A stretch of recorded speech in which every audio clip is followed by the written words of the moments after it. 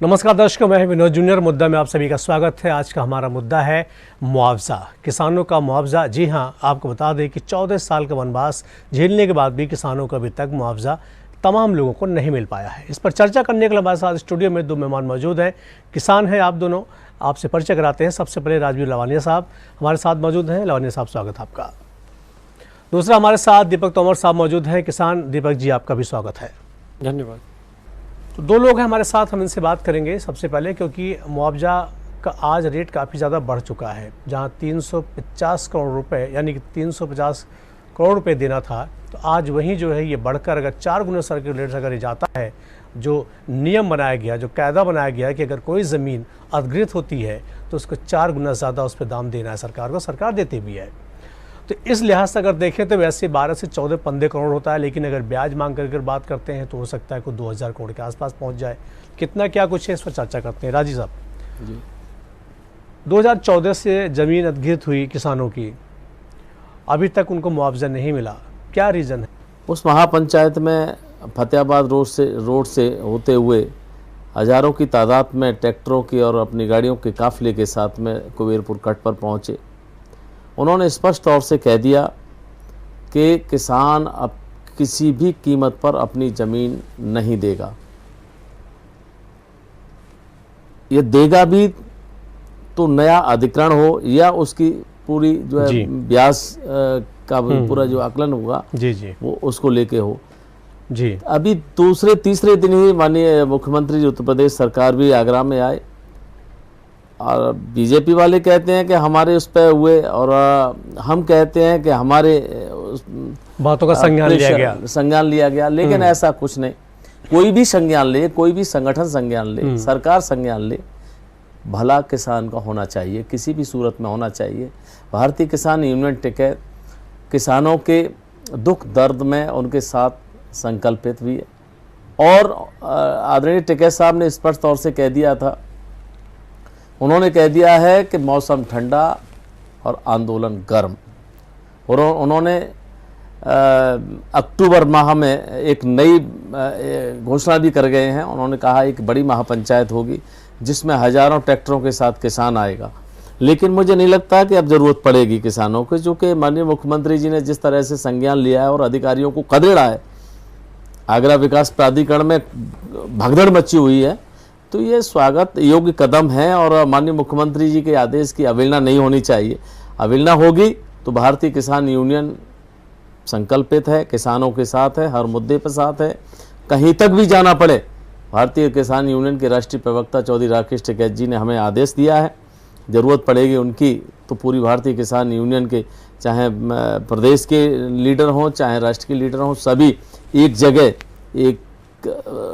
जगह इकट्ठे होकर के और फिर आगरा विकास प्राधिकरण के एक बार 1000 ट्रैक्टर के साथ एक बहुत दीवारें तोड़ दी है इन्होंने।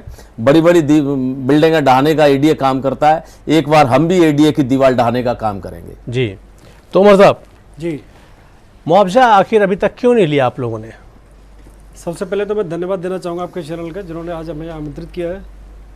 सर देखिए, अभी तक क्या है, देखिए सरकार चाहे कोई भी रही हो, अच्छी बुरी सरकार के दोनों पहलू रहते हैं। दिक्कत सबसे बड़ा मुद्दा रहता है कि जो भी लोग किसानों की आवाज़ उठाते हैं, चाहे वो कोई भी संगठन रहा हो, चाहे लोकल के नेता रहे हो, जहाँ तक उनकी अभी तक नाकामी रही है, जिन्होंने अभी तक मजबूती से किसानों की आवाज़ को नहीं उठाया। एडीए के प्रकरण को लेकर हमने बीते दिनों पिछले साल 26 सितंबर को मंडलायुक्त अमित गुप्ता जी से भी इस मुद्दे को रखा था और 15 मार्च राष्ट्र पंचायत हुई थी भारतीय किसान यूनियन राजनीति की मेरठ में। इस मुद्दे को हमने वहाँ भी रखा गया था। और जहाँ तक हमारा मानना है कि उत्तर प्रदेश के अंदर भारतीय किसान यूनियन राजनीतिक एक ऐसा संगठन है जो सच्चाई के साथ किसानों की आवाज़ को पूर्ण रूप से रखता है। और पहला संगठन का जो उद्देश्य है वो है वार्ता। देखिए, आंदोलन बाद का विषय है। कहीं ना कहीं अब तक जो नाकामी रही है मुआवजा मिलने की, वो ये है कि लोगों ने अभी तक उस प्रारूप को किसानों के हित में नहीं रखा। मुझे लगता है कि अगर सही तरीके से रखा जाता तो उस आवाज़ को संज्ञान लिया जाता अब तक, क्योंकि मुझे लगता है कि सरकारें अच्छी बुरी हर तरीके के रूप होते हैं, पर इस सरकार में कहीं ना कहीं अगर ऊपर के नेतृत्व तक आवाज़ जाती है तो मुख्यमंत्री जी ने उसका सानिध्य अभी भी लिया है, चाहे वो संगठन के माध्यम से लिया हो, चाहे लोकल जनप्रतिनिधियों के माध्यम से लिया हो।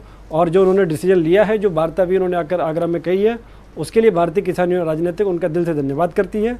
और हम उम्मीद भी करते हैं कि जल्द से जल्द किसानों को मुआवजा दिया जाएगा। और मुझे उम्मीद है अगर तब तक नहीं दिया जाता तो आगामी 25 सितंबर को लखनऊ में राष्ट्रीय महापंचायत होने जा रही है भारतीय किसानों राजनीतिक की, और मुझे उम्मीद है कि वहाँ से इन किसानों की आवाज़ को बिना खाली हाथ लिए लौटे हम लोग वहाँ से वापस नहीं आएंगे।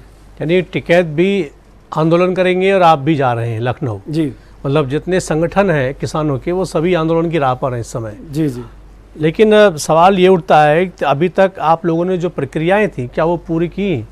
जो मुआवजा लेने की जो प्रक्रिया थी, या प्रशासन ने दिया नहीं आप लोगों को? क्या हुआ था इसमें? देखिए, भारतीय किसान यूनियन राजनीतिक की हम आपको बता दें कि अभी तक हमने जो आवाज़ आगरा में उठाई है, चाहे वो मुआवजे की रही हो, चाहे बरौली गुजर अहीर में यमुना कट्टान की कई प्रकरण 5-6 साल से चला आ रहा है, जो आज तक किसी चाहे वो संगठन और दूसरे संगठनों ने भी उस विषय को उठाया, जनप्रतिनिधियों ने अभी तक उसका संज्ञान नहीं लिया। जब भारतीय किसान यूनियन राजनीतिक ने उस संगठन की आवाज़ को उठाया, संगठन के माध्यम से किसानों की आवाज़ को उठाया, तो प्रशासन ने उस पर संज्ञान भी लिया है और आज उन किसानों के लिए सिंचाई विभाग द्वारा वहाँ कार्य भी किया जा रहा है।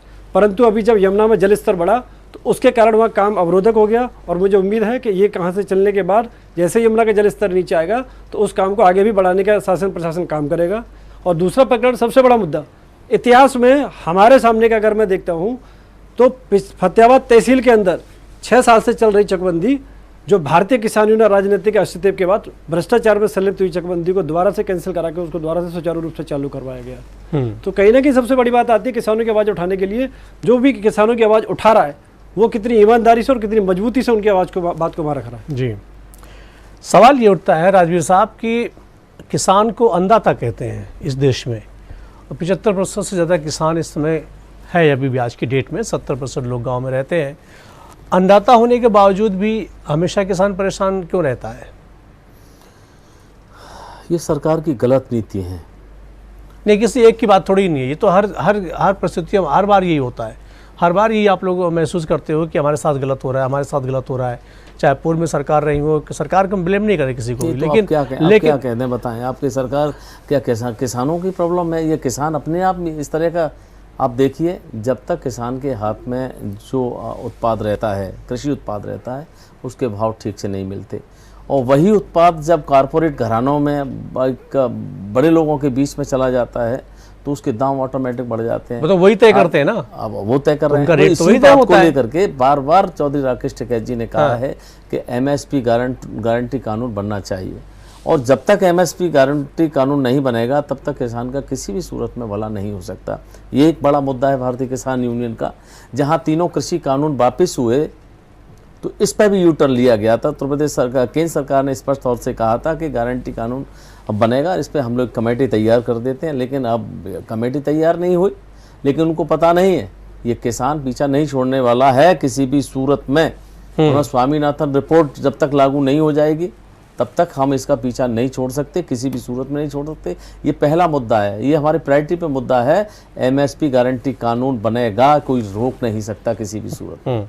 जी, चाहे हमें तोमर साहब अभी तो 750 किसानों की कुर्बानी दी जी, हमें और हजारों किसानों की कुर्बानी लग जाए, इस मुद्दे से हम पीछे नहीं हटेंगे और ये हम करके रहेंगे, चाहे कुछ भी करना पड़े। कौन कौन सी गांव की, कितने गांव की जमीन गई थी इसमें? कितने लोगों की जमीन थी? कितने किसान थे इसके अंदर? क्षेत्र के किसानों की लगभग जमीन इसमें जो गई है लगभग 615 हेक्टेयर के आसपास गई है। बाकी इसमें देवरी, पचगाई, रोहतागढ़ी है, इनकी भी लगभग 50 हेक्टेयर के आसपास जमीन गई है। और ये कई पुराना मुद्दा रहा है और जिसको लेकर कई संगठन इस पर आवाज़ उठाते भी रहे हैं। और जिस तरीके से मुख्यमंत्री ने अभी जो निर्णय लिया है, मुझे लगता है कि देखिए जल्दी अगर ये मिल जाता है तो अच्छा है, नहीं तो आगामी पंचायत, जो राष्ट्र पंचायत होने वाली है भारतीय किसान और राजनीतिक की, उसमें हमें उम्मीद है कि वहाँ से हम लखनऊ से जब भी लौटेंगे तो किसानों के लिए इस आवाज़ को मजबूती से रख के वहाँ से कम उनके मुआवजे दिलाने के लिए वापसी के बाद ही लौटेंगे। नहीं तो अब अगर बातचीत आपको बीच में अगर हुई होगी कुछ, राजीव साहब, बीच में कुछ बात हुई होगी, प्रशासन से बात हुई होगी, शासन से बात हुई होगी, तो उनकी क्या दलील है इस तरफ? उन्होंने क्या कुछ इस बारे में कहा है? दरअसल जब माननीय टिकैत साहब ने, चूँकि जब भारतीय किसान यूनियन की महापंचायत जब हो रही थी, किसान महापंचायत, तो उसमें सभी अधिकारियों को मौके पर मंच पर बुलाया गया था और एक डेट डिसाइड कर दी। 2 दिन बाद 25-26 में हम लोग जो है आगरा विकास प्राधिकरण के BC चर्चित गौड़ साहब थे और हमारे ADM सिटी साहब थे और सचिव आगरा विकास पार्टी सचिव गर्मा सिंह जी सहित जो बहुत हमारे अधिकारी और हमारे पदाधिकारी मौजूद थे। उन्होंने चूँकि मामला तो अब नरमी की तरफ है, अब जहाँ राकेश चौधरी राकेश टिकैत हों, फिर मामला नरम क्यों नहीं हो। अब बैकफुट पे है आगरा विकास प्राधिकरण। एडीए ने साफ कह दिया है कि हम सरकार को ज़मीन वापसी का प्रस्ताव भेज रहे हैं। वो अब शायद बड़ी सुर्खियों में आपके चैनल पर और अखबारों में भी छपा है। तो ये अच्छा कदम है। ये आगरा विकास प्राधिकरण जो है अपने यूटर्न लेता है तो इसमें बुराई क्या है। लेकिन 2014 से 2023 के बीच में जो बड़ा गैप हुआ है, वहाँ के कई लोग तो दवा की अभाव में अपने प्राण फकीर उड़ गए। उनके पास आज दाने के लिए, खाने के लिए दाना तक नहीं है। ऐसी तमाम 2014 से 2023 के बीच में जो समस्याएं खड़ी हुई, उनकी भरपाई कौन करेगा। इसलिए उत्तर प्रदेश सरकार ने जो निर्णय लिया है स्वागत योग्य तो है, लेकिन इस भरपाई के बीच की जो गैप है, उस गैप की भरपाई कैसे होगी। चूँकि किसान टूट गया बुरी तरह से, उसकी हालत, माली हालत भी खराब हो गई है। आर्थिक स्थिति बहुत दयनीय है आज की डेट में। तो ज़मीनें किसने मतलब कुछ ज़मीनें पहले क्या किसी दूसरे व्यक्ति ने खरीदी आप लोगों से, उसके बाद अधिग्रहण हुआ है, या किसी